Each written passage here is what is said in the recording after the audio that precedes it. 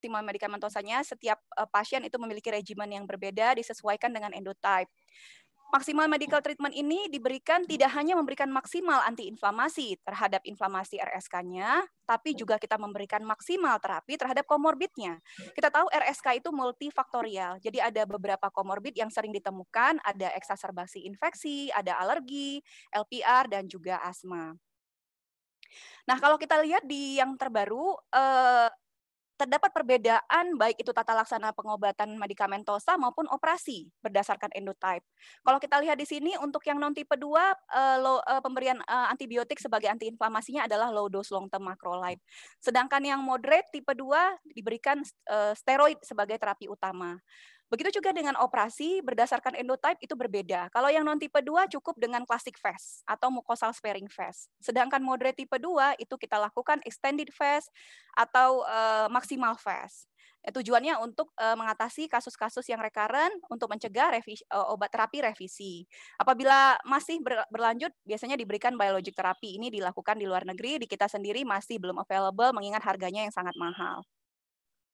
Ini algoritma penata laksanaan menurut EPOS yang terbaru. Jadi pada saat pasien datang dengan RSK, diberikan appropriate medical treatment. Komponennya adalah cuci hidung dan nasal steroid. Kemudian diobservasi 6-12 minggu, kemudian dilihat. Kalau tidak ada perbaikan, maka kita lakukan telusur atau treatable trait untuk mencari berdasarkan clinical phenotype dan molecular phenotype-nya. Apakah dia tipe 2 atau non tipe 2. Kalau yang non tipe 2 dapat diberikan low dose long term macrolide atau operasi FAST. Sedangkan yang tipe 2 dapat dipertimbangkan oral steroid atau operasi FAST, kemudian diobservasi dan apabila terjadi rekanansi dapat dipertimbangkan kembali pemberian appropriate medical treatment. Ini dapat dibaca di EPOS. Nah, pemberian maksimal medical treatment atau appropriate medical treatment ini tidak hanya untuk mengobati, kemudian bisa juga wajib dilakukan sebagai preoperatif, persiapan preoperatif dan juga perawatan pasca operatif. Persiapan preoperatif untuk mempersiapkan mukosa sehealthy mungkin sehingga dapat mengurangi perdarahan pada saat operasi, memperbaiki lapangan operasi, memperpendek waktu operasi dan mengurangi komplikasi. Sedangkan pasca operasi dapat mempercepat penyembuhan atau healing mukosa, mencegah kekambuhan dan memperbaiki kualitas hidup pasien. Nah, apa aja komponen dari appropriate medical treatment atau maksimal medikamentosa pada RSK?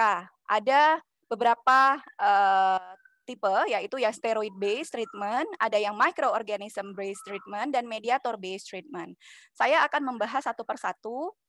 Di sini kalau kita lihat evidence based recommendation untuk RSK yang masih belum mendapatkan terapi. Jadi kadang-kadang pasien datang pertama kali dengan RSK, pilihan utamanya kalau kita lihat ada topical intranasal steroid, kemudian systemic steroid, cuci hidung, ya, kemudian macrolide antibiotik, kemudian ada selective medication dan mucolytic.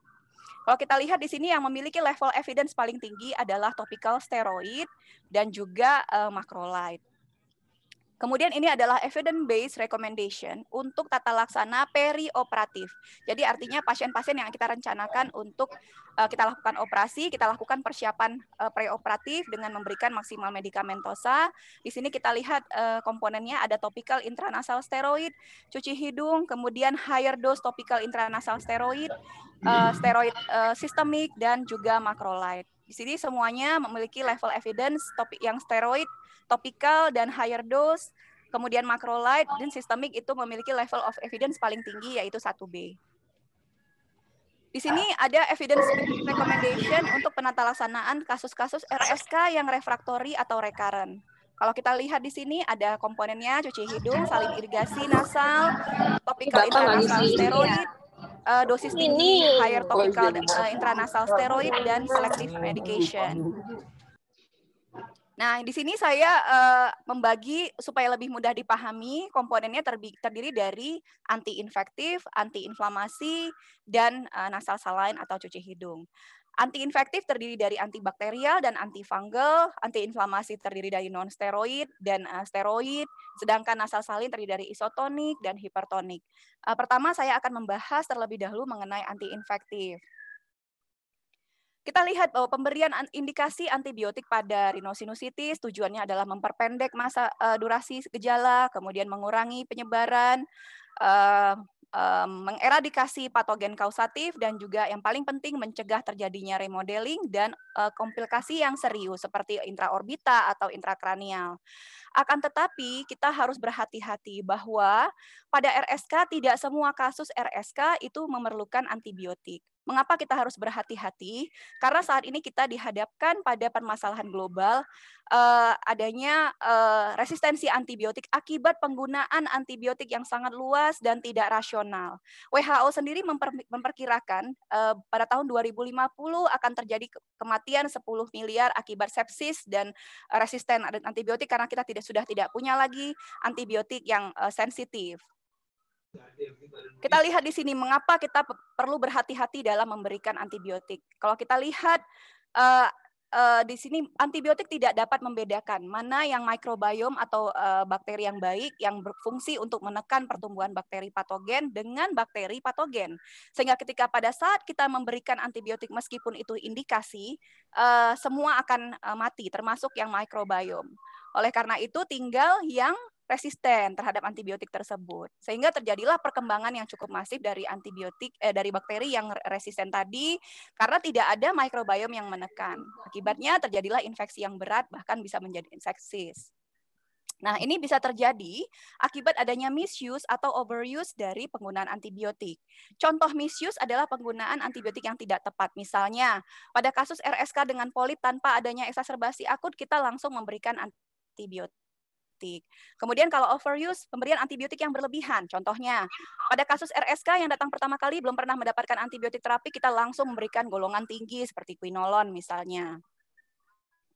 Nah, bagaimana dengan rekomendasi dari EPOS? Untuk pemberian antibiotik pada RSK, meskipun level of evidence-nya sudah 1B, tapi ternyata EPOS sendiri tidak bisa merekomendasikan secara rutin pemberian antibiotik, mengingat memang terdapat variasi dari studi randomized control trial yang sudah didapatkan. Sehingga sebenarnya EPOS hanya menyarankan memberikan antibiotik hanya untuk kasus-kasus RSK yang datang dengan eksaserbasi akut. Nah, bagaimana pilihan terapi antibiotik untuk pasien-pasien yang RSK yang datang, yang bisa kita diagnosis, mungkin sudah dibaca di EPOS ya, ada 3 dari 5 kriteria infeksi akut bakterial yang menjadi dasar kita untuk memberikan antibiotik. Pada kasus-kasus RSK yang belum pernah mendapatkan antibiotik, pilihan pertama dapat dipilih amoksisilin dan amoksisilin clavulanat. Mengingat ini merupakan salah satu antibiotik broad spectrum yang mampu bagus potensiasi terhadap bakteri gram positif, gram negatif maupun anaerob dan juga harga yang tidak mahal. Jadi ini disarankan untuk sebagai first line antibiotik. Apabila pasien alergi terhadap amoksisilin, maka kita dapat memberikan cefalosporin generasi 2 dan ketiga. Pilihan lainnya bisa doxycycline, kemudian macrolide. Nah, untuk kasus-kasus RSK yang datang yang sudah sering, biasanya RSK ini pasien-pasiennya sudah sering mendapatkan antibiotik sebelumnya dari dokter-dokter yang lain, datang ke kita dan kita lihat memang terdapat adanya indikasi pemberian antibiotik, disarankan oleh EPOS kita melakukan endoscopic guided culture, yaitu melakukan kultur sekret di daerah meatus media, karena ini memiliki korelasi yang sangat baik dengan bakteri patogen yang ada di dalam Cavum sinus, yaitu 86% menurut EPOS. Nah, jadi kita disarankan untuk melakukan kultur diambil dari sekret meatus media dengan tujuan untuk mendapatkan pilihan antibiotik yang definitif. Karena biasanya kasus RSK yang sudah sering mendapatkan antibiotik itu akan resisten terhadap antibiotik empirik.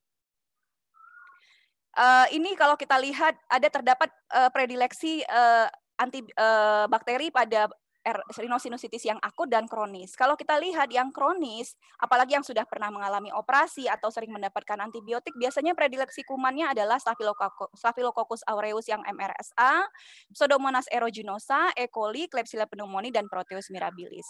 Kita tahu dua yang paling atas ini, Staphylococcus aureus dan Pseudomonas aeruginosa, itu bisa mampu membentuk biofilm yang merupakan salah satu etiologi penyebab rekalsitran pada RSK.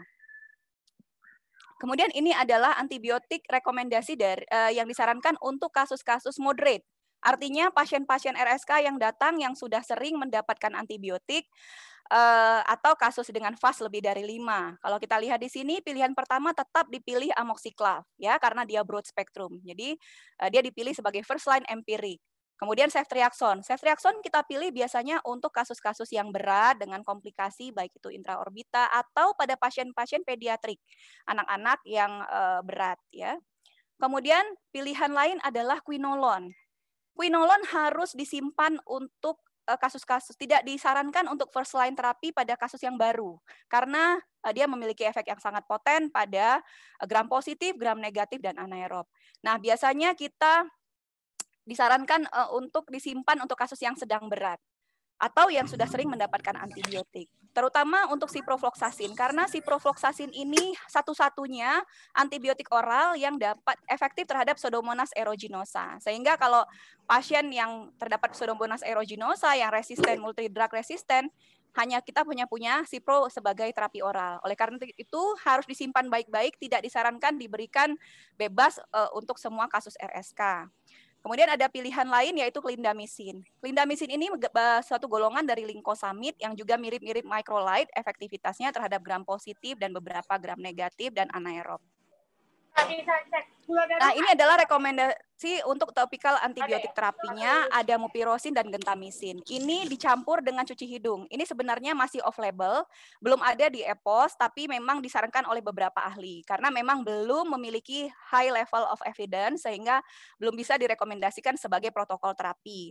Akan tetapi banyak literatur di luar menyarankan penggunaan mupirocin sebagai antibiotik topikal yang dicampur dengan cuci hidung, terutama untuk kasus Staphylococcus aureus yang MRSA. Sedangkan gentamicin dapat kita pilih untuk kasus-kasus RSK yang rekalsitran yang terdapat kuman Pseudomonas aeruginosa. Salah satu contoh saya, ini ada kasus pasien yang sudah berkali-kali operasi, ya, jadi pasien datang dengan infeksi eksaserbasi akut, kemudian polipnya juga recurrent, kemudian kita lakukan pemeriksaan endoscopic dilated culture daerah meatus media, kemudian kita lakukan biopsi polipnya, dan ternyata kulturnya Pseudomonas aeruginosa. Pada saat itu kita berikan ciprofloxacin dan alhamdulillah responnya baik. Jadi memang disinilah gunanya kita melakukan endoscopic guided culture untuk mendapatkan definitif terapi. Nah, kemudian saya lanjut dengan antiinflamasi yang saat ini merupakan bagian dari maksimal medikamentosa pada RSK. Terdiri dari komponen non-steroid, antiinflamasi, dan steroid. Kalau kita lihat saat ini yang menjadi first line adalah topical steroid. Topical steroid ini dipilih dan ternyata memiliki dari EPO sendiri level of evidence 1A, artinya paling tinggi. Dan memang disarankan menjadi first line terapi pada baik itu rhinosinusitis akut maupun kronis. Sedangkan, ini kita lihat ya, topical steroid itu terbagi 2 generasi. Ada generasi pertama, ada generasi kedua. Generasi pertama mungkin yang populer adalah budesonide, sedangkan generasi kedua yang kita gunakan saat ini, yaitu mometasone furoat, fluticasone furoat, dan fluticasone propionate. Generasi kedua ini memiliki perbedaan dengan generasi pertama, di mana generasi kedua memiliki bioavailability yang sangat rendah, di bawah dari 0,1%. Sedangkan yang first generation ini generasi pertama itu 10-50%, sehingga pemakaian jangka panjang lebih disarankan untuk memakai generasi kedua. Ini adalah jenis-jenis dari steroid topikal intranasal, ada mometasone furoat yang ada di Indonesia, kemudian triamcinolone acetonide dan fluticasone furoat, dan dosis-dosisnya kalau kita lihat dapat diberikan sekali sehari atau once daily, atau bisa ditingkatkan menjadi 2 kali sehari pada kasus yang berat. Tidak hanya memberikan topical steroid, tapi kita juga harus mampu melakukan edukasi kepada pasien karena cara penggunaan yang tepat itu sangat menentukan keberhasilan dari terapi. Kita lihat di sini bahwa cara penggunaan yang tepat itu pertama dikocok dulu ya supaya merata, kemudian dilakukan penyemprotan ke arah lateral dari hidung menggunakan tangan yang kontralateral dengan pasien kepala sedikit menunduk. Tujuannya dan pasien tidak boleh menghirup terlalu keras karena nanti akan terjadi deposit intranasal spray di daerah nasofaring. Tentu ini akan mengurangi efektivitasnya di area yang kita inginkan, yaitu daerah kompleks osteomeatal. Jadi pasien hanya boleh menghirup pelan-pelan, kemudian disemprotkan bisa sekali atau 2 kali sehari dengan kepala sedikit menunduk. Ini adalah posisi yang disarankan untuk kasus-kasus misalnya RSK dengan anosmia, ya RSK dengan polip tipe 2, atau kelainan di daerah sinus frontal. Maka disarankan Mijin position seperti ini atau Mofat position agar penetrasi yang baik dapat dicapai di daerah atap hidung ataupun sinus frontal. Kemudian sistemik steroid. Kita lihat di sini ada protokol ya menurut Kennedy. Ini adalah protokol yang dapat diberikan untuk terutama disarankan pemberian ini pada RSK yang tipe 2. Biasanya dengan RSK dengan polip yang eosinophilic type karena memiliki respon yang cukup baik pada pemberian steroid. Ini dapat kita lihat pemberiannya di tapering off selama 12 hari, 30, 3 hari, 20 miligram, 3 hari, 10 dan 10 mg 3 hari berikutnya. Bisa juga sebagai persiapan operasi. Kalau kita lihat 6 hari sebelum operasi dapat diberikan tapering off. Atau pada kasus-kasus akut eksaserbasi. Misalnya pasien yang sudah operasi kemudian mengalami rekarensi dapat kita berikan. Akan tetapi ini juga menurut Van Zyl ya, jadi dosisnya ini yang tadi menggunakan kalau menurut Kennedy menggunakan prednison, kalau menurut Van Zyl ini menggunakan metilprednisolon diberikan selama 3 minggu, diturunkan dosisnya bertahap. Nah, yang paling penting kita ingat pada pemberian high dose oral steroid itu harus berhati-hati karena memiliki efek samping yang cukup banyak, sehingga EPO sendiri hanya menyarankan pemberiannya maksimal 2 kali. Ada literatur yang memperbolehkan 3 kali dalam setahun, jadi 4 bulan sekali. Kalau EPO sendiri hanya membolehkan 2 kali, jadi setiap 6 bulan. Boleh diulang pemberian high dose oral steroid tapering off. Nah, bagaimana untuk kasus yang recurrent, yang sering mengalami kekambuhan pasca operasi, dapat dipilih high dose topical steroid dengan menggunakan budesonide yang dicampur dengan cuci hidung. Biasanya dilarutkan dalam 240 cc saline, kemudian diberikan dalam bentuk cuci hidung 2 kali sehari. Nah, kalau kita lihat di sini pemberian, nah ini kita lanjut dengan cuci hidung ya, nasal irigasi.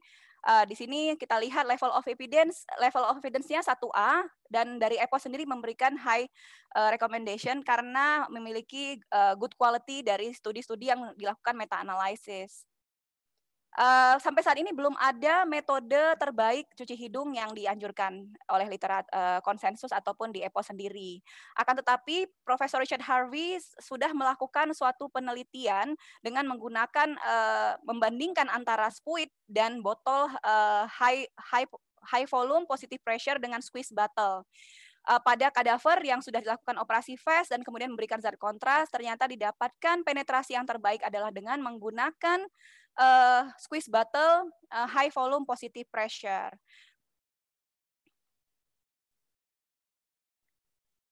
Nah, ini juga disarankan pada kasus-kasus recurrent, misalnya polip yang sudah dioperasi, terutama pada sinus frontal, apabila mengalami kekambuhan, disarankan menggunakan tadi boleh topical antibiotik atau steroid topikal high dose yang dicampur dengan cuci hidung dengan menggunakan squeeze bottle dengan metode high volume positive pressure dengan posisi Mofat. Ya, jadi untuk mencapai akses yang terbaik untuk di daerah sinus frontal.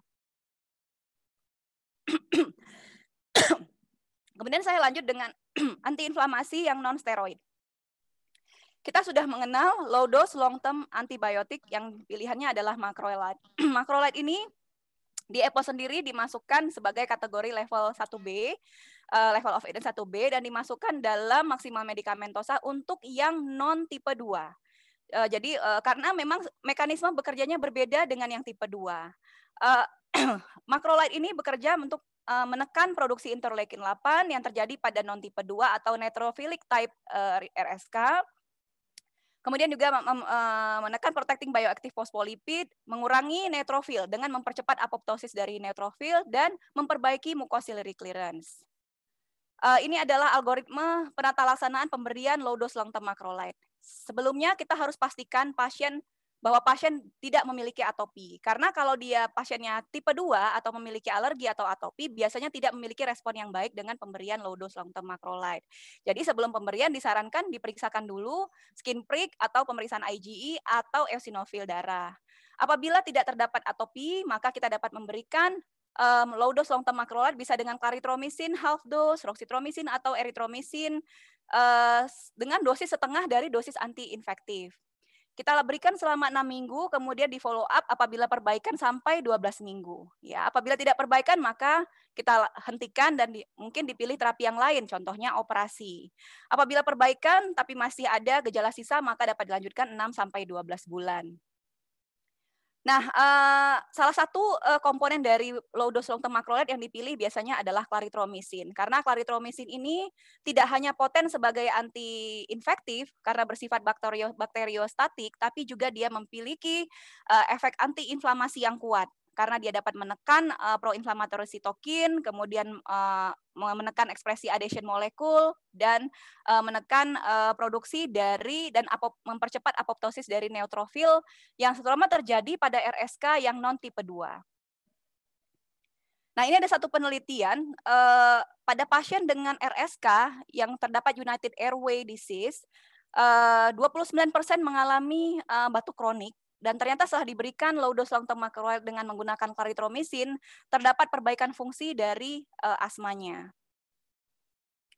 Kemudian ada lagi pilihan doxycycline, long term doxycycline. Ini sebagai alternatif pilihan pada kasus RSK yang tipe 2. Tadi low dose long term macrolide dipilih untuk yang non tipe 2, tapi doxycycline dipilih untuk yang tipe 2. Pada saat-saat pasien kasus-kasus recalcitrant yang sudah kita berikan high dose oral steroid, tapi ternyata masih recurrent. Dan ini tentu kita tidak bisa terlalu sering memberikan high dose oral steroid.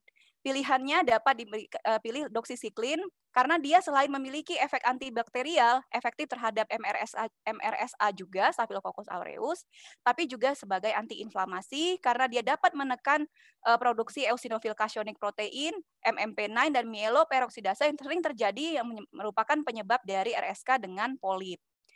Nah, doxycycline ini memiliki kelebihan, dia memiliki efek maintenance bisa sampai 6 bulan. Kalau kita tahu, pada high dose oral steroid biasanya hanya bertahan selama 3 bulan. Setelah 3 bulan terjadi rebound, terjadi lagi kekambuhan polip, maka dapat kita pilih long term doxycycline. Karena doxycycline ini sendiri dia meskipun efeknya tidak seefektif dan tidak sedramatis oral steroid high dose, tapi dia memiliki efek yang cukup jangka panjang.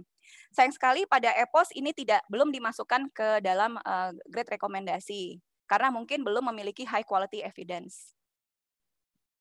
Kemudian yang terakhir adalah human monoclonal antibody yang terdiri dari omalizumab, anti-IgE, reslizumab, dan mepolizumab, anti-interleukin 5, dan dupilumab, anti-interleukin 4 receptor. Ini saat ini memang sedang berkembang baik itu penelitian ataupun research mengenai monoclonal antibody ini dan didapatkan pada beberapa research memiliki efektivitas yang cukup baik pada kasus-kasus RSK yang tipe 2. Sehingga EPOS sendiri sebenarnya menyarankan memberikan, tapi saya tidak akan terlalu membahas karena di Indonesia sendiri belum applicable, mengingat harganya yang cukup mahal. Omalizumab sudah ada di Indonesia, tapi harganya cukup mahal dan hanya digunakan oleh dokter paru, sementara digunakan dalam jangka panjang. Jadi belum applicable untuk masyarakat kita. Take home message-nya adalah rhinosinusitis kronis etiologinya bersifat multifaktorial.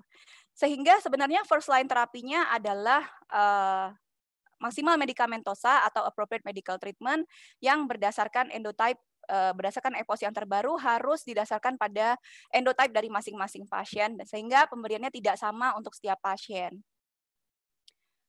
Operasi hanya dianjurkan jika pemberian appropriate medical treatment atau maksimal medikamentosanya mengalami kegagalan. Dan sebenarnya pemberian yang optimal, maksimal medikamentosa ini dapat membantu mengoptimalkan hasil operasi, baik itu pemberian preoperatif maupun pasca operasi. Ini adalah konsep penata laksanaan RSK yang dianut oleh EPOS 2020. Kalau kita lihat,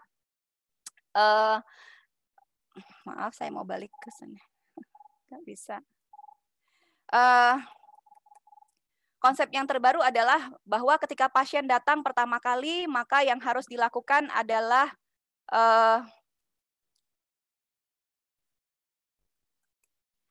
memberikan maksimal medikamentosa yang sifatnya personalized berdasarkan endotype dari masing-masing pasien, Juga tidak hanya memberikan maksimal medikamentosa terhadap inflamasi sinusitisnya, tapi juga terhadap komorbidnya, baik itu asmanya, alergi, kemudian juga LPR, atau terjadinya infeksi exacerbasi akut bakterial.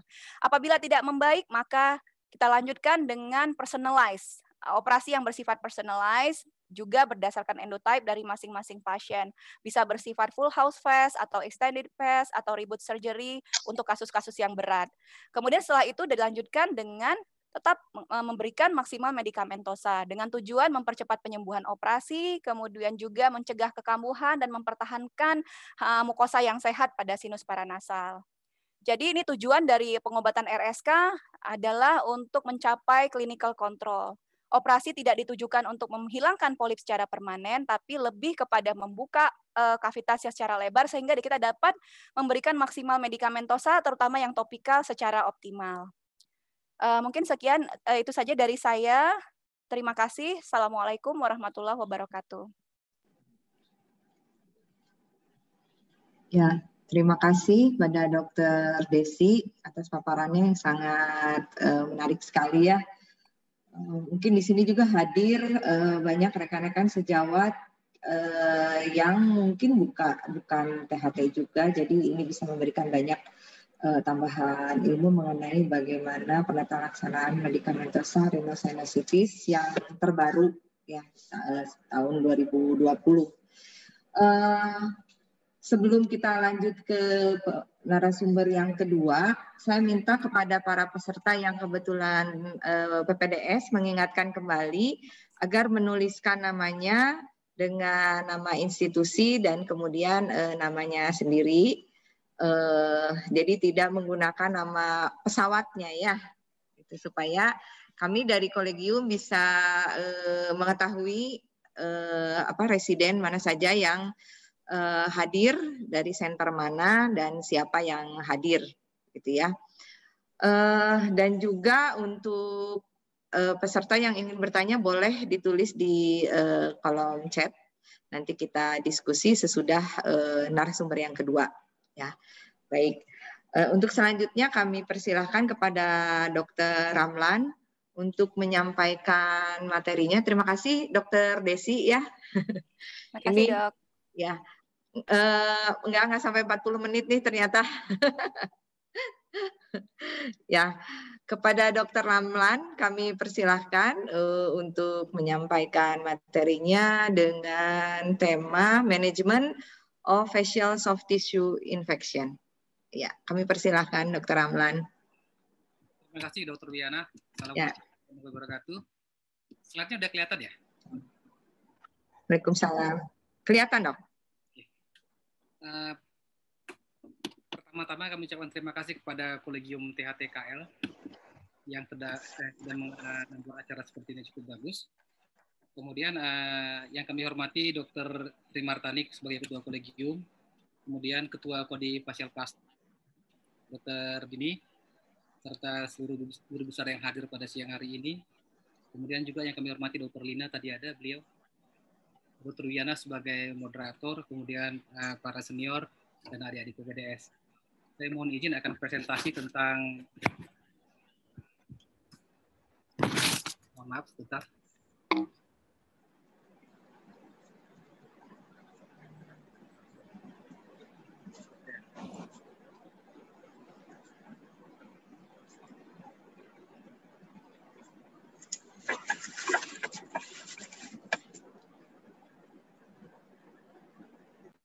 Oke. Ya, jelas, Dok. Saya akan bicara tentang manajemen pada jaringan lunak pada wajah, infeksi wajah. Nggak maju nih.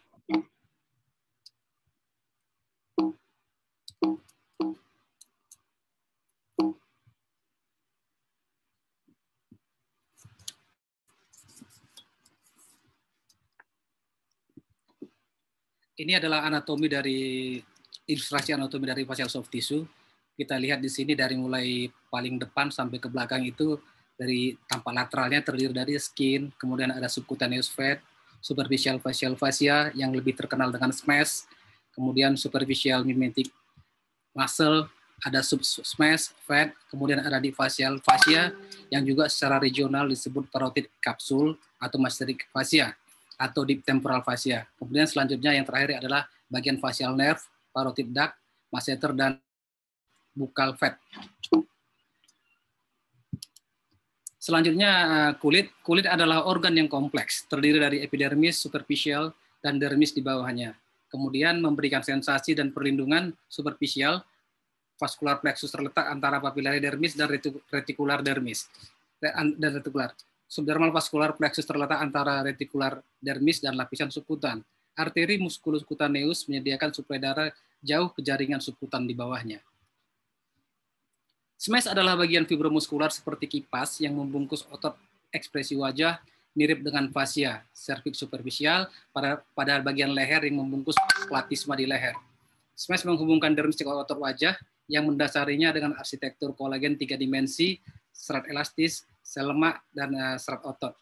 Smash berlanjut dengan fascia temporal superficial, dia temporoparietal di bagian superior dengan fascia cervix superficialis dari platisma di bagian inferior. Sejawat sekalian, luka adalah gangguan integritas jaringan yang mengakibatkan robeknya pembuluh darah dan paparan langsung matriks ekstraseluler terhadap platelet.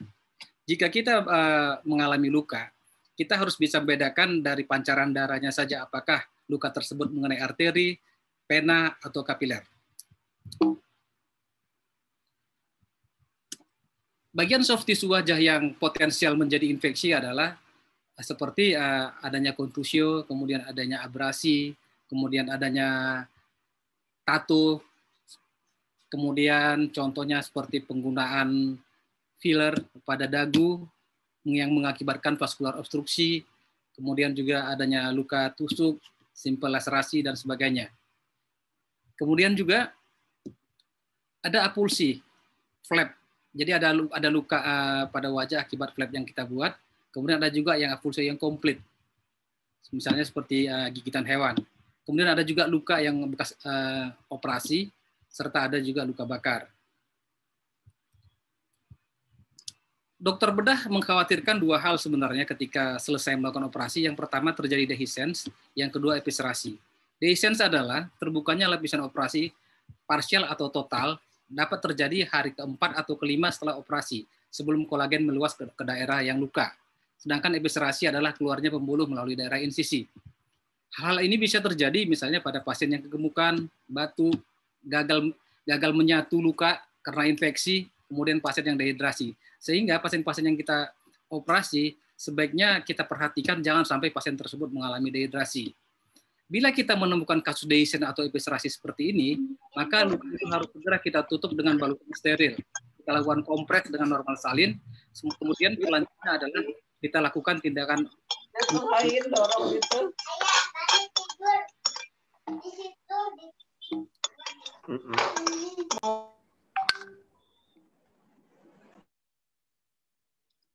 pembagian luka berdasarkan kontaminasi ada 4 seperti ini.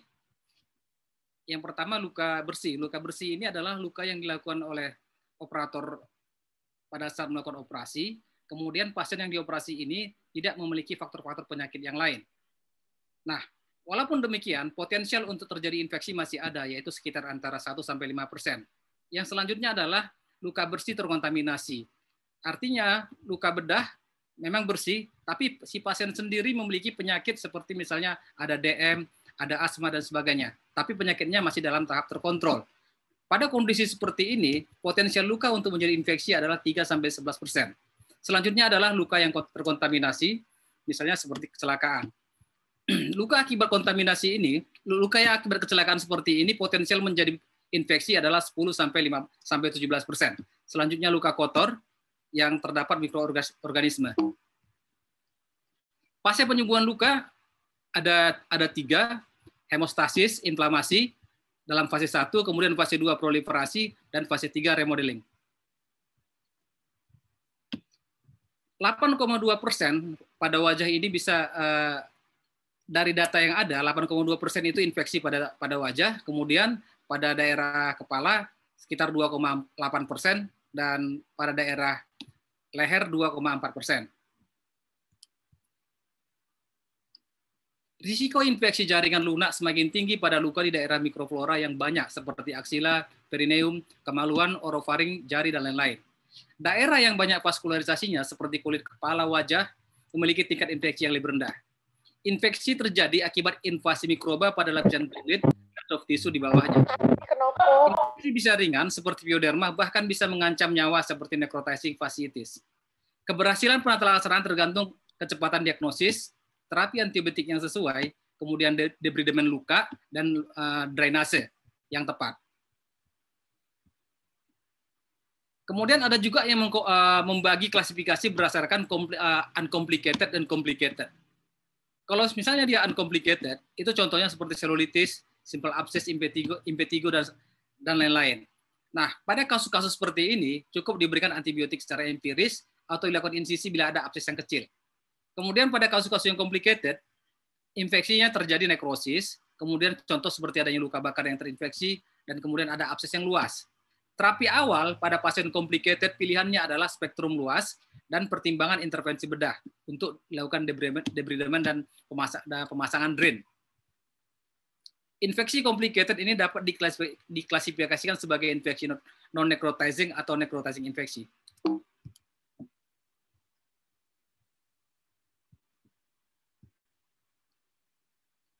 Klasifikasi menurut Aaron et al. Tahun 2003 membagi 4 seperti yang di slide ini. Kemudian klasifikasi juga ada yang menurut lapisan anatomi yang terlibat. Ada infeksi superficial, ada infeksi dermis dan jaringan subkutan, kemudian infeksi yang meluas sampai ke jaringan, ke kompartemen otot, dan seterusnya. Manajemen. Tahun 2015, WSIS menerbitkan pedoman untuk mengelola SSTIS dalam 3 kelompok utama, surgical site infection, non-necrotizing, dan necrotizing. Surgical site infection diklasifikasikan menjadi 2 kelompok, yaitu incisional dan organ space. Kemudian incisional meliputi skin dan subcutaneous tissue. SSTI, non-necroticans, termasuk erysipelas, impetigo, folikulitis, abses sederhana, dan abses kompleks, dapat diobati dengan antibiotik atau drainase saja.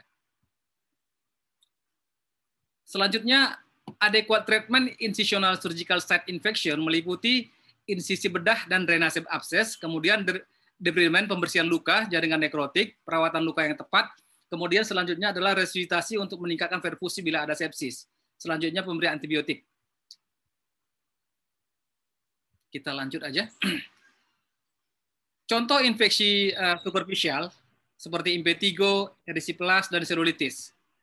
Impetigo biasanya disebabkan oleh Streptococcus beta hemolyticus dan aureus, sedangkan erysipelas ini adalah plak berwarna merah menyala lunak dan biasanya disebabkan juga oleh Streptococcus dan Streptococcus pyogenes.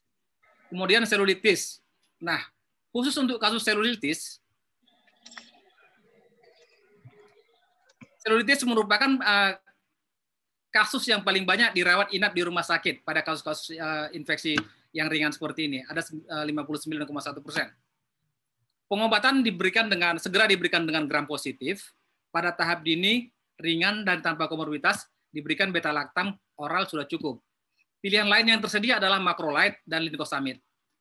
Yang jadi persoalan sekarang bahwasanya bahwa erythromycin dan clindamycin sudah semakin resisten. Fluoroquinolone boleh diberikan bila selulitis tanpa komplikasi. Selanjutnya, untuk infeksi yang lebih parah, pemberian rute parenteral adalah pilihan utama. Bila terjadi simple superficial abscess, dilakukan insisi dan drainase. Ini contoh kasus wanita 56 tahun dengan edema di pipi kanan selama 3 bulan, riwayat penggunaan prosedur laser untuk menghilangkan pigmentasi wajah. Kemudian juga riwayat lipolisis dan suntikan filler berulang untuk tujuan kosmetik. Kemudian pasien ini timbul nodul subkutan 1-2 cm. Diberikan suntikan steroid mingguan untuk nodul subkutan. Tujuannya adalah supaya nodul ini hilang, namun tetap tidak hilang. Selanjutnya juga dokter memberikan antibiotik oral dengan dugaan selulitis, tapi tetap tidak membaik. Nah, setelah dirujuk, dilakukan CT scan wajah menunjukkan pembengkakan jaringan lunak dengan infiltrasi lemak di sisi kanan pada gambar aksial. Kemudian terlihat lesi berbentuk tabung longitudinal tersebar 0,5 sampai 1 cm dengan high density di daerah mandibula kanan pada gambar koronal serta di sisi kontralateral. Dari CT scan wajah menunjukkan banyak benda asing logam, kemudian terjadi infeksi jaringan lunak dan infiltrasi lemak. Pasien memiliki riwayat prosedur kosmetik, suntikan steroid, dan tidak menunjukkan perbaikan gejala yang nyata dengan pemberian antibiotik beta-laktam. Dilakukan pemeriksaan BTA, kultur mikrobakteri, hasil lab menunjukkan adanya organisme BTA positif. Selanjutnya dilakukan insisi drainase untuk menghilangkan jaringan granulasi, untuk mengambil benda asing logam, dan mengambil sisa benang yang ada di dalam udem tadi. Selanjutnya diberikan antibiotik, dan antibiotik yang diberikan ini sesuai dengan kultur dan sensitivitas. Selanjutnya adalah gigitan dari hewan, manusia, dan luka bakar. Infeksi lain pada soft tissue adalah akibat luka gigitan, hewan atau manusia. Risiko infeksi tergantung pada jenis gigitan, lokasinya, kemudian kebersihan personal, dan pengelolaan luka. Patogen utama penyebab infeksi pada luka adalah flora normal mulut hewan yang menggigit bersamaan dengan organisme kulit manusia. Hati-hati juga kepada gigitan manusia, dapat menularkan hepatitis dan HIV, sehingga diperlukan propilaksis pasca pajanan pada kasus-kasus gigitan tersebut. Kemudian pada kasus-kasus gigitan seperti ini, yang pertama kita lakukan adalah lakukan irigasi luka secara perlahan untuk menghilangkan benda asing yang patogen. Kemudian kita lakukan pengangkatan jaringan nekrotik, kita berikan antibiotik 3-5 hari untuk luka yang dalam, terutama pada daerah wajah. Selanjutnya, antibiotik tidak perlu diberikan jika pasien datang setelah 24 jam digigit dengan tanpa ada tanda-tanda infeksi. Untuk luka bakar, infeksi luka bakar biasanya bersifat polimikroba. Luka bakar ini cepat dikolonisasi oleh bakteri gram positif dari flora kulit endogen pasien atau lingkungan luar, dan dengan cepat juga dapat dikolonisasi oleh bakteri gram negatif, biasanya dalam waktu seminggu setelah luka bakar. Kultur bakteri dapat membantu dalam pemilihan antibiotik yang sesuai, terutama dalam kasus yang resistensi obat. Luka bakar yang terkena wajah, ini tergolong derajat yang berat, derajat 3. Sebaiknya kita berikan antiseptik yang kuat, kita berikan analgetik yang kuat, bisa kita berikan topikal analgetik, contoh seperti silokain gel. Selanjutnya bisa kita berikan obat topikal, seperti silver zulfadiazin, mebo, bioplacenton, sofratul, kutimet surbac. Selanjutnya kita lakukan rawat tertutup pada luka. Kita lakukan dressing. Dressing yang baik itu adalah menyerap eksudat, pus, dan tidak lengket. Mengurangi penguapan cairan, kemudian mengandung antiseptik yang bakteriosid atau bakteriostatis. Selanjutnya adalah infeksi NSTIS. Infeksi soft tissue yang invasif yang mengancam jiwa dengan komponen nekrotik yang melibatkan salah satu atau semua kompartemen dari superficial dermis dan subcutaneous tissue hingga fasia dan otot. Yang lebih dalam disebut necrotizing fasciitis. Pasien dengan NSTI ini biasanya datang dengan nyeri yang hebat. Yang perlu kita lakukan adalah menilai parameter fisiologis seperti tekanan darah, nadi, pernapasan, suhu, saturasi oksigen, dan tingkat kesadaran. Dugaan sepsis pada pasien ini bila terdapat 2 dari 3 variabel berikut. Tekanan darah rendah atau sistolis di bawah 110, pernapasan lebih dari 22 kali per menit. Kemudian penurunan SKG di bawah 15. Ini adalah tanda lokal dari NSTIS. Kemudian tanda sistemiknya,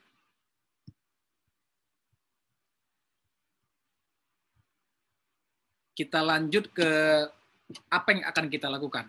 Pada kasus-kasus NSTIS ini, necrotizing soft tissue infection, CT scan memiliki sensitivitas yang lebih tinggi mengidentifikasinya, sehingga akan kelihatan nanti cairan atau gas yang terdapat sepanjang fasia dan jaringan lunak. Bisa diidentifikasi termasuk nekrosis fasia. USG dapat membantu dalam membedakan selulitis sederhana dan necrotizing fasciitis. Penebalan subkutan yang menyebar disertai dengan akumulasi cairan di kedalaman lebih dari 4 mm di sepanjang lapisan fasia. Ini khas pada necrotizing fasciitis. Yang paling penting lagi adalah triple diagnosis. Kombinasi antara incisional biopsi, kemudian fresh frozen section, dan gram staining. Manajemen dari skin of soft tissue infection adalah yang pertama-tama kita lakukan evaluasi. Apakah ada komplikasi seperti DM, kemudian obesitas, apakah ada abses dengan diameter lebih dari 5 cm, kemudian respon 48 jam setelah kita lakukan tindakan. Selanjutnya kita lihat faktor komplikasinya tadi, apakah ada lesi. Bila ada lesi kita lihat lagi apakah dia merupakan simple selulitis atau simple abscess. Selanjutnya kita lakukan terapi, pemberian antibiotik berdasarkan algoritma yang di sampingnya ini. Kemudian bila misalnya pasiennya itu ada komplikasi, kita pertimbangkan apakah pasien ini harus dirawat inap di rumah sakit. Kemudian selanjutnya setelah kita lakukan rawat inap, yang kita lakukan adalah pemeriksaan laboratorium, kemudian pemberian terapi sesuai dengan algoritma. Ini adalah antibiotik pilihan pada facial selulitis, kemudian ada juga pada infeksi-infeksi di daerah leher, kemudian di daerah orofaring. Manajemen luka. Luka perlu dibersihkan secepat mungkin setelah dilakukan evaluasi. Tujuannya adalah untuk mengurangi atau menghilangkan bakteri, kotoran, debris sehingga infeksi tidak berlanjut. Dilakukan dengan irigasi atau mechanical scrubbing. Penjahitan tidak dapat langsung dilakukan pada luka yang terkontaminasi. Berat. Artinya apa? Termasuk juga luka tembak. Kalau kita lakukan penjahitan, maka akan memicu infeksi. Sehingga pada kondisi demikian, sebaiknya kita menunggu dulu 4-7 hari setelah luka kita rawat, baru kita lakukan hekting, penjahitan ulang. Jenis cairan irigasi, ada normalsalin, ada air yang steril, ada air botol, ada povidone iodin, kemudian bisa kita lakukan hidrogen peroksida. Irigasi dengan menggunakan normalsalin, mohon maaf moderator kalau waktu sudah habis tolong diingatkan ya. Irigasi dengan normalsalin paling sering dipakai, bersifat fisiologis sehingga tidak diabsorpsi oleh tubuh dan tidak menyebabkan hemolisis. Kekurangan dari normalsalin adalah tidak membersihkan luka yang sangat kotor atau nekrotik.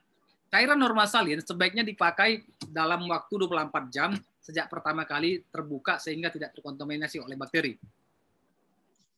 Air steril dapat dipakai untuk membersihkan luka dan lebih murah dari normalsalin. Tingkat infeksi penyucian luka oleh normalsalin dan air steril cukup mirip sehingga solusi ini dapat digunakan sebagai alternatif. Kekurangan air steril adalah hipotoniknya yang dapat menyebabkan hemolisis dan diserap oleh jaringan. Selanjutnya air botol. Air ini dapat digunakan sebagai pengganti normalsalin atau air steril, terutama pada kondisi gawat darurat di lokasi-lokasi yang kurang memadai. Selanjutnya povidone iodin adalah cairan antimikroba yang spektrum luas, efektif terhadap sejumlah patogen termasuk Staphylococcus aureus. Tingkat infeksi setelah penggunaan normalsalin dan povidone iodin cukup mirip. Dapat menyebabkan kerusakan pada jaringan yang sehat serta jaringan granulasi. Juga dapat mengering yang menyebabkan perbedaan warna pada kulit serta menyebabkan iritasi lokal pada bagian kulit sekitar luka. Cairan povidone iodin yang dipakai untuk pembersihan luka sebaiknya encer 1%. Terdapat cairan 7,5% yang dipakai untuk membersihkan tangan dalam proses surgical scrub, yaitu 10%. Kemudian irigasi dengan peroksida 3%. H2O2 3%. Merupakan antiseptik yang penggunaannya kontroversial karena sifat sitotoksiknya terhadap jaringan yang sehat. American Medical Association menyarankan penggunaan peroksida hanya untuk mengangkat debris dan kotoran dari luka, terutama luka yang nekrotik. Setelah digunakan, sebaiknya dicuci dengan menggunakan normalsalin. Perlu diketahui efektivitas irigasi tergantung dari tekanan cairan yang diberikan. Tekanan cairan irigasi yang disarankan oleh Agency for Healthcare Policy and Research adalah 4-15 PSI. Tekanan lebih tinggi dari 15 PSI dapat menyebabkan trauma pada luka dan membuat bakteri semakin masuk pada luka. Irigasi disarankan untuk menggunakan spek 20-35 cc dengan ujung jarum 18-19. Tekanan spek dengan ukuran jarum 19 umumnya mengeluarkan tekanan 11-31 PSI. Namun, ujung yang mencapai pada luka tersebut hanya sekitar 8 PSI. Tekanan yang lebih rendah dari 4 PSI tidak cukup kuat untuk membersihkan luka secara signifikan. Penggunaan bubble searing itu untuk menyemprot luka itu tidak efektif.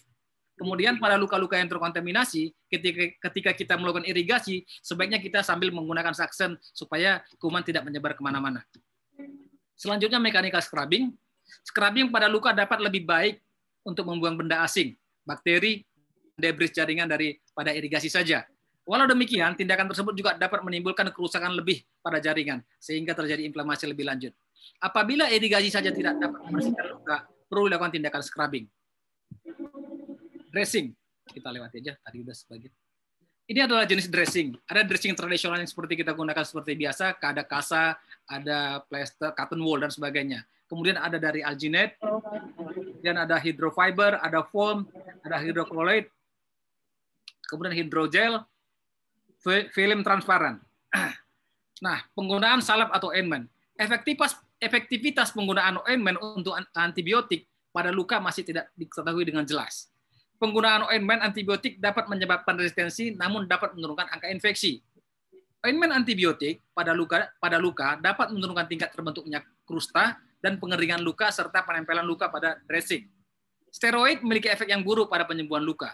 Penggunaan ointment acetonit triamcinolone 0,1% dapat menghambat penyembuhan luka sebanyak 60%. Kemudian selanjutnya adalah pasien perlu diajarkan agar luka tetap kering dan dressing tidak kotor pada saat pulang selama 24 sampai 48 jam. Luka yang bersih dan lembab dapat tertutup dengan koagulum dan epitel setelah sekitar 48 jam. Luka sebaiknya ditutupi oleh dressing dengan penggantian dressing tersebut sebaiknya dilakukan setiap hari dan bertahap 2 sampai 3 hari. Ini adalah contoh kasus pasien dengan luka pada wajah, ada nekrosis, ada infeksi, kemudian dilakukan pembersihan luka. Pada kasus ini dilakukan nekrotomi, kemudian kelihatan defeknya kita tutup, dan akhirnya bisa lebih bagus. Terima kasih. Assalamualaikum warahmatullahi wabarakatuh. Terima kasih, Dr. Ramlan. Jadi ini dalam waktu bersama ini kita sama-sama mempelajari utamanya penggunaan terapi ya antibiotik yang berkaitan di wajah dan juga di hidung. Nah, pada kali ini kita sama Kodi yang memberikan materi pada hari ini itu dari Kodi rinologi dan fasial plastik rekonstruksi. Ya, jadi ternyata dari keduanya bisa kita lihat bahwa terapi itu harus rasional ya, antibiotik dilihat bagaimana mana yang paling tepat. Kalau tadi di hidung itu lebih banyaknya Staphylococcus, kalau di wajah itu Streptococcus. Kemudian antibiotik mana pilihannya, mungkin itu mengingatkan kembali bagaimana kita menggunakan antibiotik yang rasional dan juga bagaimana tindakan dan operasi yang tepat. Nah, sebelum kita diskusi, kita akan adakan dulu pooling ya berdasarkan materi yang tadi sudah disampaikan. Silakan pada para peserta untuk mengisi pooling ini. Waktu kurang lebih 4-5 menit. Kami persilahkan.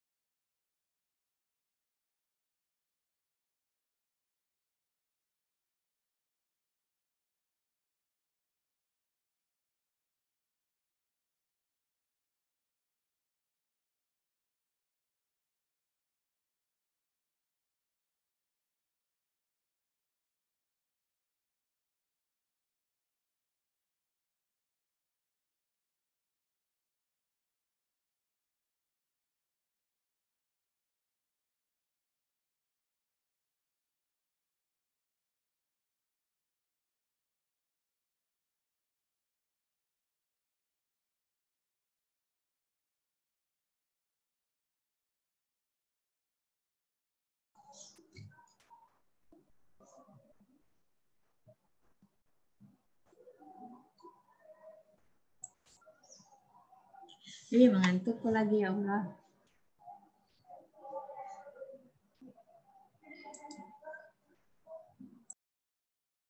Mati. Nih.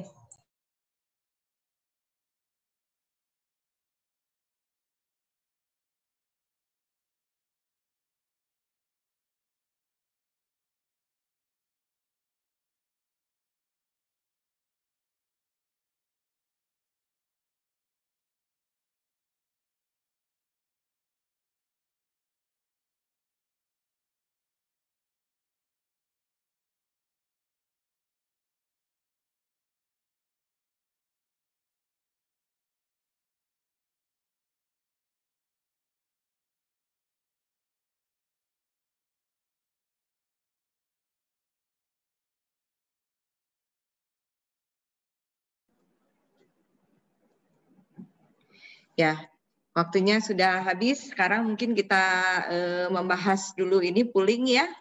Yang nomor 1, seorang pasien datang ke Poli THT setelah operasi 4 hari yang lalu. Pasien merasa tidak nyaman pada bagian yang dioperasi. Setelah penutup bekas operasi dibuka, terlihat lapisan operasi terbuka dan luka operasi tidak rapat. Istilah yang tepat pada keadaan seperti ini adalah, silakan Dokter Ramlan, bagaimana ini ternyata 73% menjawab dehiscence. Bagaimana Dokter Ramlan?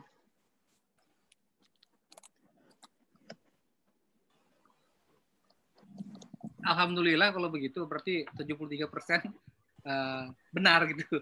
Ya, berarti ya, benar. Tersampaikan dengan baik ya Dok ya. Tersampaikan dengan baik. Berarti ini dosennya dosen top nih. Dosennya hebat sampai didengerin. Iya. Sekarang nomor 2. Seorang ibu usia 43 tahun akan dilakukan operasi untuk memperbaiki bekas luka pada wajah yang penyembuhannya tidak baik. Ibu tersebut memiliki riwayat DM dan asma. Berdasarkan kontaminasi luka, luka operasi yang dilakukan pada pasien ini termasuk jenis, ternyata 52% menjawab clean kontaminasi. Nah, bagaimana Dokter Ramlan? Silakan. Ya, memang jawabannya benar clean kontaminasi ini. Namun ini sebagian masih banyak nih yang kedua nih kontaminasi. Ini kenapa nih bisa begini nih? Kalau kontaminasi itu contohnya bagaimana Dok? Kontaminasi tadi kan misalnya ada luka yang terbuka seperti itu, kecelakaan lalu lintas, ya kan? Kemudian yang ini yang paling penting di sini clean kontaminasi ini adalah kan tadi saya sebutkan dia pasien ini memang dilakukan tindakan operasi dengan tindakan sterilisasi yang bagus, pembersihan yang bagus. Namun pasien punya riwayat misalnya sakit DM, ada komorbid seperti itulah. Ada DM atau misalnya asma dan sebagainya, tapi terkontrol gitu. Nah, ini disebut clean kontaminasi, luka clean kontaminasi. Ya alhamdulillah 52% bisa benar, mayoritasnya benar gitu. Ya. Baik, nomor selanjutnya nomor 3. Pada pasien skin and soft tissue infection atau STTI, infeksi complicated dapat diklasifikasikan sebagai infeksi apa? Hampir 70% menjawab non-necrotizing atau necrotizing infeksi. Betul kan nih Dok? Benar ya. Ya. Jadi ini sebagian besar sudah oke ya. Nah ini kenapa nih masih ada 13% selulitis? Kira-kira ada persamaan atau perbedaan antara keduanya ini kenapa nih? Sampai ada yang memperkirakan masih ada selulitis. Mungkin ada perbedaannya gimana Dok? Untuk ngasih tahu pada para PPDS. Artinya kan begini, kalau misalnya dia, ini kan skin soft tissue infection ini dengan complicated gitu deh. Artinya ada komplikasi yang berat, maka dia masuk dalam necrotizing itu. Kemudian kalau selulitis kan tidak harus ada komplikasi yang berat gitu dia. Jadi itu yang membedakannya adalah komplikasinya ya di antara dua itu. Nah itu ya. Nah, sekarang nomor 4. Seorang pria 47 tahun berobat dengan keluhan nyeri dan bengkak pada bagian pipi sejak 3 hari yang lalu. Sebentar, ini naik lagi. Pipi berwarna merah dan terasa panas. Sejak kemarin, pipi bengkak semakin meluas dengan cepat disertai rasa sakit. Jenis kuman apakah penyebab keadaan ini? 59% menjawab Staphylococcus. Nah, gimana nih, Dokter Ramlan? Nomor Nomor 4. Jenis bakteri. Oh, kalau ini harusnya jawabannya kan Streptococcus ya. Nah, Streptococcus ya. Nah, tadi juga sudah kita sampaikan bahwasanya kalau dia Staphylococcus, dia lebih terlokalisir. Ini kan dia meluas cepat. Karakteristik dari keadaan klinis yang meluas cepat itu adalah kalau kumannya jenis Streptococcus gitu. Ya. Bisa terjadi Staphylococcus, tapi bisa juga Streptococcus. Yang ditanya di sini adalah clue-nya di sini. Sejak kemarin pipi bengkak semakin meluas dengan cepat. Nah, kalau dengan cepat itu ketika pasiennya kita lakukan anamnese, iya dok ini pipi saya cepat sekali perkembangan penyakitnya gitu loh. Terus kita harus berpikir bahwasanya itu adalah kemungkinan besar Streptococcus-nya itu. Ya, Streptococcus lebih ganas gitu ya. Ya. Ya, baik. Nomor berikutnya nomor 5. Berikut adalah pernyataan yang benar mengenai pemberian maksimal medical treatment pada kasus rhinosinusitis kronis. Nah, ini ke Dr. Desi. Ternyata 57% menyatakan bahwa wajib diberikan sebagai first line terapi pada semua kasus rhinosinusitis kronis, maksimal medical treatment. Betul nggak nih Dr. Desi? Iya, terima kasih dok. Jadi sebenarnya benar, cuman memang saya membuat soalnya terburu-buru, jadi ada yang kesalahan membuat soal. Di sini harusnya jawaban D itu tidak wajib. Sebenarnya yang paling benar harusnya ditambahkan kata tidak, jadi tidak wajib diberikan pada kasus kronis yang unilateral atau localized, terutama yang sekunder. Jadi ini bisa dibenarkan karena yang ini soalnya kurang. Jadi memang ini kurang pas gitu ya. Ya, tapi memang secara keseluruhan presentasi saya tadi menyatakan bahwa memang untuk kasus-kasus RSK yang diffuse dan bilateral memang first line terapi tetap adalah maksimal medikamentosa terlebih dahulu. Sesuai dengan protap juga di algoritma menurut EPOS. Ya, terima kasih Dr. Desi. Kemudian lanjut ke soal nomor 6. Kapan pemberian antibiotik diperlukan pada rhinosinusitis kronis dengan polip? Ternyata 66% menyatakan antibiotik diberikan apabila terdapat kriteria infeksi akut bakterial menurut EPOS 2020. Betul nggak nih dok? Alhamdulillah dok, benar. Jadi walaupun saya menjebak di sini pertanyaan ada sekret purulen, tapi ternyata semua sudah baca dan sudah hafal EPOS 2020 bahwa harus ada 3 dari 5 kriteria. Ya, jadi tidak terjebak ya, sip ya. Ini juga dosennya keren nih. Ya, Kemudian dosennya mantap yang ini nih. Mantap berdua, apalagi moderator. Wah, moderator lebih mantap dok. Sekarang nomor 7 nih. Jenis antibiotik yang digunakan sebagai lini pertama pada kasus rhinosinusitis kronis dengan eksaserbasi akut bakterial adalah 61% menjawab Coamoxiclav karena memiliki efek broad spectrum terhadap bakteri gram positif, gram negatif, dan anaerob. Betul nggak nih? Alhamdulillah benar dok. Saya senang sekali karena pada saat di lapangan saya mendapatkan banyak sekali yang menggunakan Cefixime sebagai first line. Tapi alhamdulillah di sini semuanya sudah oke. Ya, berarti nih nanti lagi nih dari 13 center ya, jangan terbalik antara Coamoxiclav dengan Cefixime pada RSK ya. Ya, kemudian selanjutnya nomor 8. Kapan kita sebaiknya memberikan low dose long term macrolide pada rhinosinusitis kronis? 60% menjawab pada kasus rhinosinusitis kronis yang refraktor setelah pemberian appropriate medical treatment dan operasi. Betul nggak nih? Nomor C itu kepotong soalnya ya dok. Oh iya. Makanya semuanya menjawab D. Sebenarnya pertanyaannya itu pada kasus rhinosinusitis yang non tipe 2. Oh iya. Ya, tapi D juga bisa benar, tapi yang khusus non tipe 2. Karena untuk tipe 2 biasanya macrolide tidak memiliki efek. Karena dia bekerja pada mekanisme yang berbeda. Berarti ini yang A sebetulnya kurang tepat ya dok ya? Ini karena ya ini soalnya ada yang hilang dok. Yang C harusnya kasus rhinosinusitis kronis yang non tipe 2. Baik. Ya. Selanjutnya soal terakhir. Berikut adalah pernyataan yang benar mengenai pemberian steroid oral dosis tinggi pada kasus rhinosinusitis kronis. 34% menyatakan semua kasus rhinosinusitis kronis dengan polip bilateral. Tetapi 32% tidak ada yang benar. Ini gimana nih? Hampir sama soalnya nih. Ya, sebenarnya tidak ada yang benar, Dok. Karena rhinosinusitis kronis yang bilateral tadi sudah saya jelaskan bahwa tidak semua dia memiliki tipe 2. Salah satunya adalah cystic fibrosis. RSK dengan cystic fibrosis itu dia dia dengan tampilannya polibilateral, tapi dia bukan tipe 2 dan steroid tidak memiliki efektivitas yang baik. Dia justru diberikan terapi-terapi bisa low dose long term macrolide atau clindamycin untuk menekan Pseudomonas aeruginosa yang sering terdapat pada cystic fibrosis. Tapi memang nggak sulit ini, Dok, soalnya. Sulit ya? Iya, Dok. Baik, ini kita stop ya sudah. Alhamdulillah sebagian besar sih lebih dari 60% menjawab dengan betul ya untuk soal-soal ini.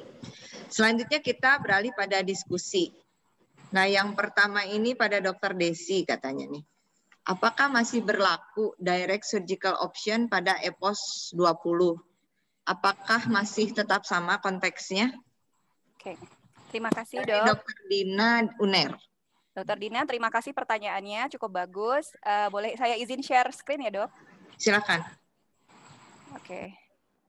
Jadi di EPOS 2020, mudah-mudahan semua sudah mendownload dan membaca bahwa RSK itu dibagi menjadi primer dan sekunder.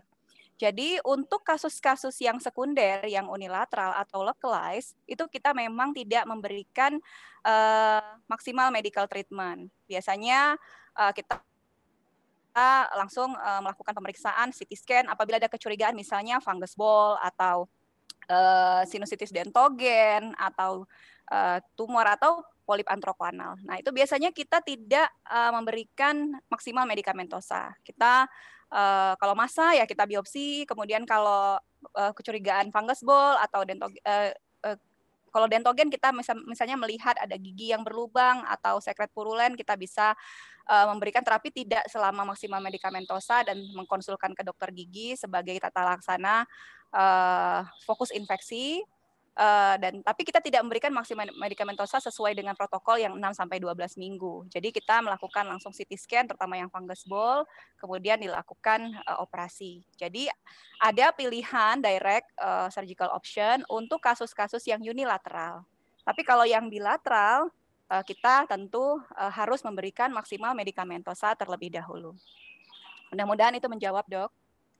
Ya, terima kasih Dr. Desi. Selanjutnya masih untuk Dr. Desi, ini dari Widya Unpad. Bagaimana cuci hidung untuk pre-op dan post-op? Apakah ada perbedaannya mengenai hipertonis atau isotonis? Terima kasih. Dengan dokter siapa tadi, Dok, yang bertanya? Widya. Dokter Widya, terima kasih pertanyaannya, bagus sekali. Jadi memang ada beberapa studi yang melakukan clinical trial terhadap cuci hidung yang hipertonik dan dinyatakan bahwa hipertonik itu bisa memperbaiki mucociliary clearance dan mempercepat penyembuhan pasca operasi. Akan tetapi di sini saya tampilkan EPOS ya, Dok, jadi bukan berdasarkan pendapat saya sendiri. Dari level of evidence dari EPOS 2020 yang terbaru, cuci hidung memang memiliki level of evidence 1A, artinya paling tinggi, sudah banyak meta-analysis ataupun systematic review terhadap RCT, terhadap penggunaan cuci hidung ini. Nah, untuk yang, kalau kita baca di sini, the steering group tidak menyarankan dan against penggunaan hipertonik. Karena belum ada high quality evidence based penggunaan hipertonik pada kasus-kasus baik itu pre ataupun post op. Justru di sini the steering group of EPOS menyarankan penggunaan yang isotonik dan ringer laktat. Dari beberapa studi yang saya lakukan, saya cari, ternyata ringer laktat ini juga sama memperbaiki mucociliary clearance juga pada pasca operasi. Jadi yang disarankan oleh EPOS saat ini hanya 2. Isotonik NaCl dan ringer laktat, tidak dan bahkan against, tidak menyarankan penggunaan hipertonik. Mudah-mudahan menjawab, Dok. Ya, terima kasih. Jadi tidak ada hipertonik ya, berdasarkan ini semuanya masih tetap isotonis.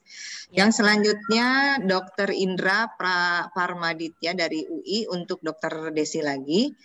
Jenis steroid intranasal untuk masing-masing, apakah jenis steroid intranasal untuk masing-masing jenis fenotype dari RSK?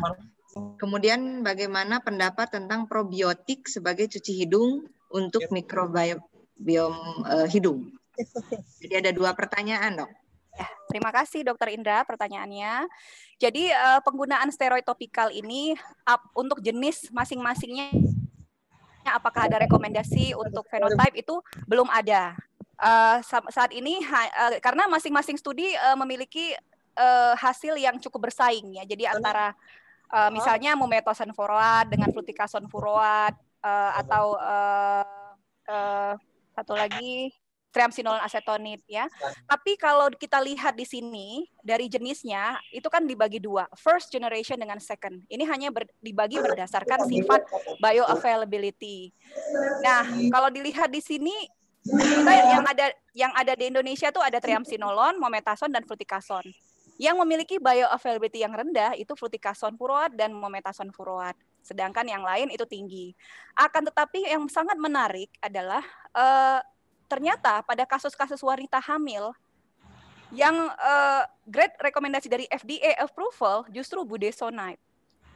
Padahal kalau kita tahu first generation steroid ini 10-50% bioavailability-nya masuk ke sistemik untuk yang first generation. Sedangkan yang second generation kurang dari 0,1%. Hal ini sangat menarik dan membuat saya bertanya-tanya. Akhirnya saya mencoba menelusuri literatur, ternyata belum. Kalau dilihat yang lain FDA approval-nya masuk grade C, sedangkan budesonide grade B. Bahkan Paru pun menggunakan budesonide untuk kasus-kasus pasien asma dengan wanita hamil. Ternyata tidak masuk grade C-nya karena belum ada evidence base. Sedangkan budesonide sudah ada 3 trial di Swedia dan ternyata tidak ditemukan adanya kecacatan pada bayi pada penggunaan trimester pertama pada budesonide. Sedangkan yang lain belum ada level of evidence ataupun clinical trial yang mencukupi jumlah sampelnya sehingga masih tetap dimasukkan grade C. Jadi untuk jenis-jenis steroid belum ada rekomendasi jenis mana yang paling baik untuk masing-masing phenotype. Semuanya disarankan menggunakan yang second generation karena bioavailability yang rendah. Tapi ini juga masih membutuhkan clinical trial yang mencukupi untuk dijadikan grade rekomendasi. Jadi di EPOS sendiri belum ada disebutkan jenis yang mana yang paling baik. Mungkin itu. Kemudian tapi mungkin untuk ibu hamil budesonide gitu ya, Dok ya? Iya, karena sudah ada FDA approval untuk grade 3. Saya juga heran, Dok, karena ini bioavailability-nya 10-50%. Tapi memang sudah ada studi 3 studi di Sweden ya. Jadi mereka ternyata tidak didapatkan kecacatan pada bayi gitu. Jadi yang sudah ada FDA approval-nya budesonide untuk wanita hamil. Tapi yang lain sebenarnya untuk pada kasus misalnya pada anak di atas 12 tahun masih bisa diberikan dengan bioavailability yang kita tahu cukup rendah gitu. Karena memang ini masih belum ada studi saja, Dok. Makanya masih masuk grade C. Kemudian yang kedua pertanyaannya tentang probiotik ya untuk sebagai cuci hidung. Ya, terima kasih Dr. Indra. Memang ada beberapa yang baru-baru ya studi mengenai penggunaan probiotik topikal. Tapi kalau ditanya pendapat saya belum bisa memberikan pendapat karena yang saya baca itu hanya yang efektif, terbukti efektif hanya topikal probiotik itu hanya untuk kasus-kasus otitis media dan tonsilitis. Sedangkan untuk CRS sendiri, RSK itu belum ada high quality evidence-nya. Jadi saya belum bisa memberikan pendapat dan di EPOS sendiri belum ada dimasukkan.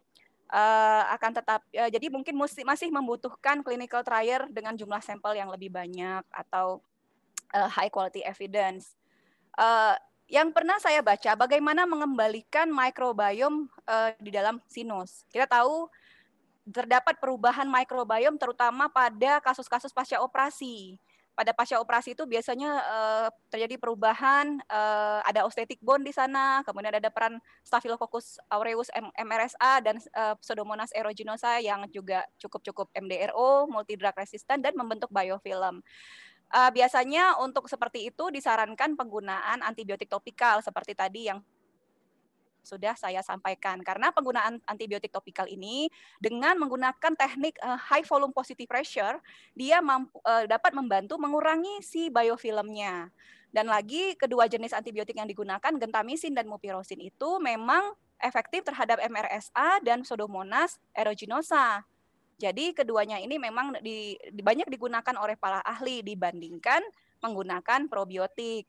Yang kedua, bagaimana mengembalikan mikrobiom seperti dalam keadaan normal. Ada kepustakaan yang saya baca, kalau kita menghentikan penggunaan antibiotik, kemudian menggunakan isotonic saline dalam beberapa bulan, bisa sampai 6 bulan, biasanya mikrobiom yang normal akan kembali seperti semula. Jadi memang penggunaan antibiotik itu salah satunya bisa merusak juga. Jadi seperti pisau bermata dua, dia juga bisa mengganggu keseimbangan mikrobiom. Padahal tujuan kita baik, misalnya untuk anti infektif. Nah, dengan apabila memang kita lihat tidak ada kecurigaan infeksi, kita stop antibiotik, kita istirahatkan selama 6 bulan, kemudian diberikan isotonic saline, biasanya mikrobiomnya akan kembali lagi. Mudah-mudahan menjawab, Dok. Ya, terima kasih. Kemudian ini ada satu lagi untuk Dr. Desi. Bagaimana rekomendasi untuk dosis long term low dose doxycycline? Tuh. Doxycycline, baik. Ya, di sini saya tampilkan juga walaupun saya mencari di EPOS yang terbaru ternyata sudah hilang. Jadi EPOS 2012 itu doxycycline ada, tapi di EPOS 2020 ternyata sudah dihilangkan. Tapi saya membaca beberapa kepustakaan dan saya juga pernah mencoba memberikan pada pasien saya yang tipe 2. Dosis yang diberikan itu adalah 2 kali 100 pada hari pertama, dilanjutkan nanti 1 kali 100 pada hari kedua, dan seterusnya biasanya diberikan sampai 12 minggu.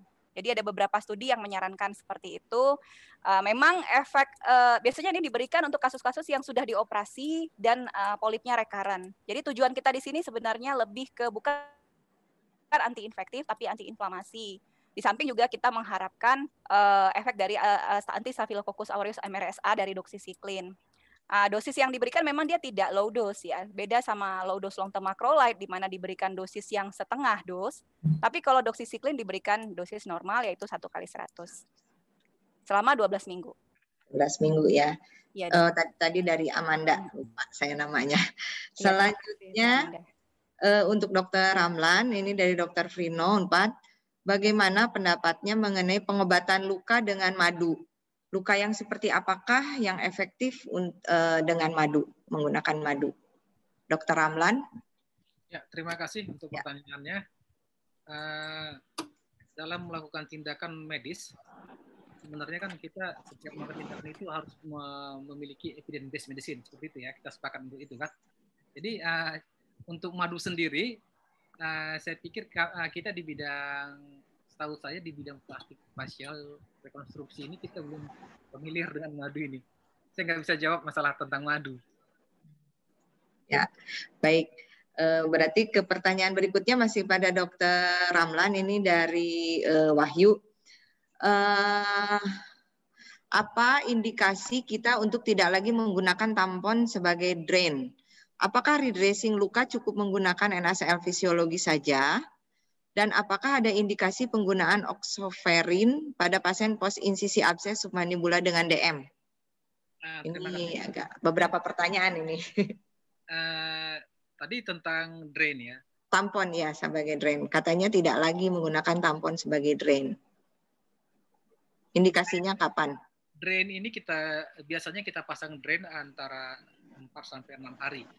Seperti itu yang jadi kalau misalnya setelah 4-6 hari kita evaluasi apakah klinis dari luka tersebut sudah membaik, misalnya tanda-tandanya adalah edemanya berkurang, kemudian warna yang terinfeksi dengan jaringan sekitar itu sudah mulai bagus, kemudian tidak ada seperti undulasi atau purifikasi lagi, kemudian produksi cairan terutama ya, produksi cairannya itu sudah sangat-sangat minimal. Jadi pada saat itu bisa kita putuskan untuk mencabut drainnya. Nah, kemudian itu ya.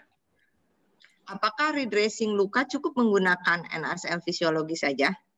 Ya, sebaiknya seperti itu saja. Ya. Kemudian indikasi penggunaan oksoverin pada pasien post insisi abses submanibula dengan DM. Oh ya, oksoverin ini kan salah satu penggunaannya adalah untuk merangsang pertumbuhan jaringan pada luka-luka yang luka seperti itu, pada luka-luka yang seperti apus. Nah, pengguna yang paling penting adalah ketika kita memberikan oksoverin ini, kita pastikan bahwa luka tersebut sudah dengan benar kita bersihkan, kita lakukan nekrotomi yang baik terhadap luka tersebut. Jadi ya bisa aja kita gunakan oksoverin ini. Itu. Jadi indikasi khususnya apa tuh, Dok? Indikasi khususnya adalah untuk itu pertumbuhan misalnya begini, lukanya itu agak terlalu masuk ke dalam, kemudian kita ingin merangsang pertumbuhannya lebih muncul ke permukaan seperti itu. Ada DM atau tidak ada DM itu tidak pengaruh. Yang jelas kan begini, kalau misalnya pada pasien DM kita kan sebagaimana kita ketahui, tentulah ada persoalan perifer ya, aliran darah yang tidak maksimal ke dalam kepada luka tersebut. Dan ini akan perlu penanganan khusus. Makanya sebaiknya kita lakukan kontrol kadar gula darah yang baik pada pasien-pasien yang terinfeksi gitu. Kita juga harus bekerja sama dengan bagian endokrin. Ya. Baik. Kemudian ini terakhir saat ini nih dari Dr. Khairul Anam UI. Ini cukup panjang. Ini kemarin dia juara nih di Indoraino, juara penelitian, research. Hafal saya dengan nama ini. Dr. Khairul Anam bertanya untuk Dr. Ramlan. Pada kasus facial soft tissue infection pasca operasi yang sudah melibatkan hard tissue seperti osteotic bone, necrotic cartilage, dan sudah dilakukan tata laksana medis adekuat serta kontrol komorbid, bagaimana tata laksana ideal yang dapat mengeradikasi infeksi sekaligus mengenhance proses wound healing-nya? Kemudian yang nomor 2, bagaimana peran produk tissue engineering seperti stem cell, growth faktor, atau bahkan mungkin scaffold pada kasus-kasus infeksi yang komposit seperti ini. Ya, terima kasih pertanyaannya. Pertanyaannya memang cukup khair, cukup baik. Iya.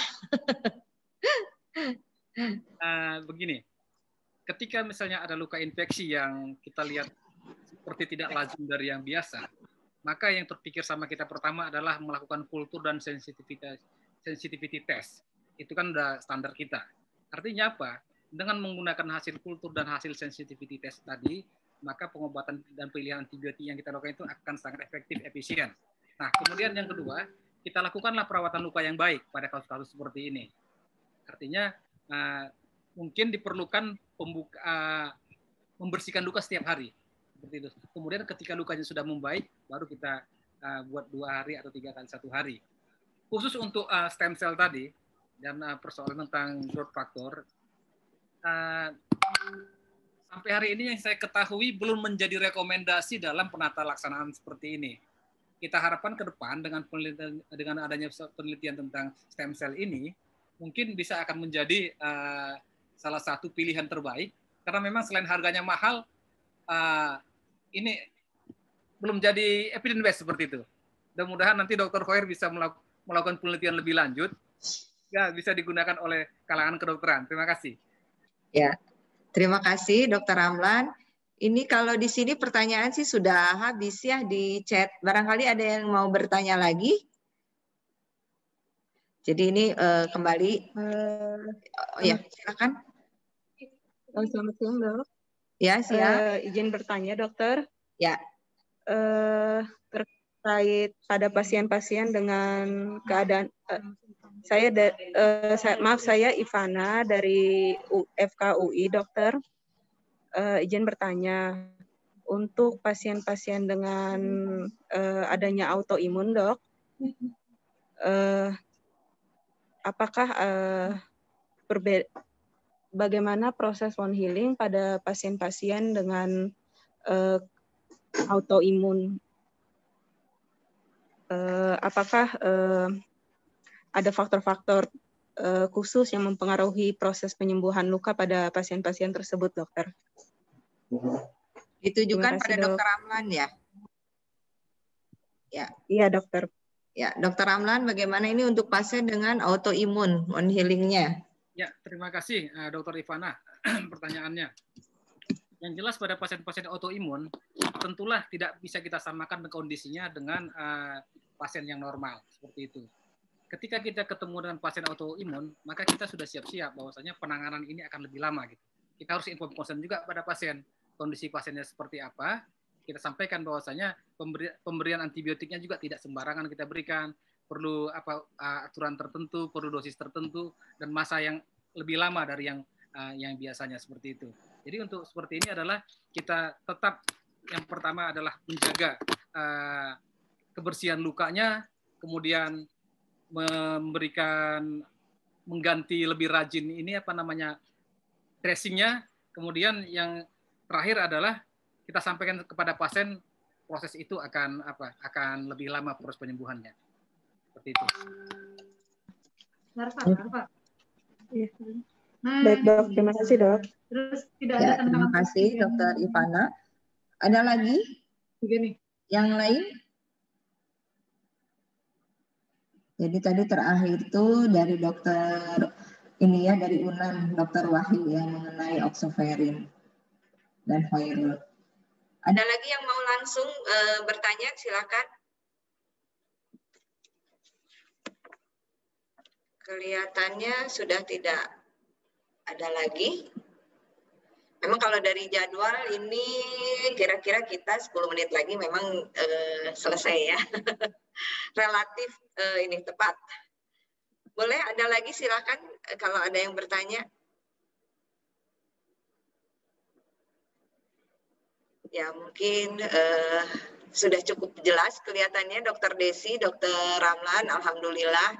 Tadi dari polling juga cukup baik ya, lebih dari 60% menjawab dengan benar dari soal yang sudah diberikan, baik mengenai RSK maupun mengenai luka pada soft tissue wajah. Mudah-mudahan materi kita hari ini bisa memberikan banyak manfaat, khususnya untuk para PPDS, sehingga kita semua memiliki persepsi yang sama mengenai penata laksanaan RSK dan juga infeksi pada soft tissue wajah. Ya.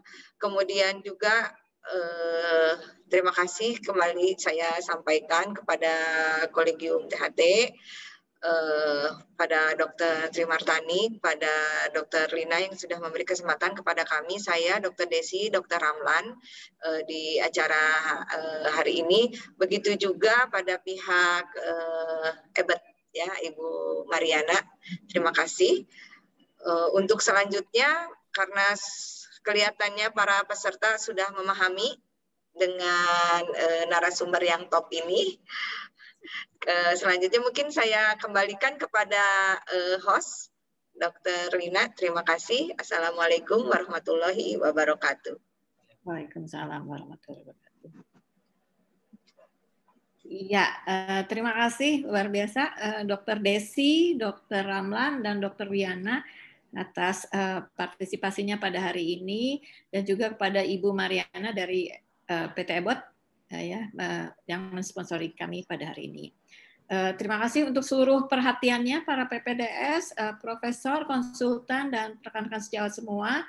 Kita akan bertemu lagi mungkin minggu depan mengenai sentral dan perifer vertigo. Jadi bagaimana mendiagnosis banding dan bagaimana rehabilitasinya dari kelompok studi neurootologi. Mungkin kita tutup saja sampai hari ini ya, sampai saat ini. Terima kasih semua. Sampai jumpa. Tetap sehat. Sampai jumpa.